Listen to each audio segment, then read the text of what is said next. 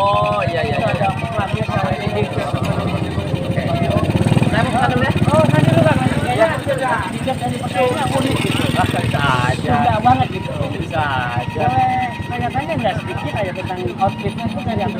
Oh boleh boleh boleh. Moto juga unik ya. Iya ini. Boleh kenalan dulu Bang, siapa namanya? Ya saya Bajak. Oh, Bajak. Kira-kira sendal ini berapa ya kira-kira? Jawara banget. Oh ini kebetulan saya belinya di Shopee. Ini apa namanya harganya 150. Kalau untuk sekolah tangsinya ini berapa? Oh ini murah sih, ini cuma 210. Nah, ini rasa apa namanya ya? Kayaknya unik gitu, deh kayak apa ini namanya bahannya ya? Lanjut ya? Ini kebetulan bahannya dari rotan. Oh, berapa? Iya, Ini badui banget ya. iya. Berapa kira-kira ini? Ini saya belinya 150.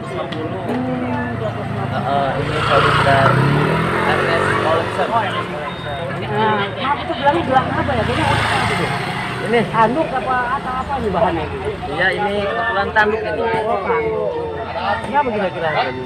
Ini murah sih, ini cuma 150. Unik ya.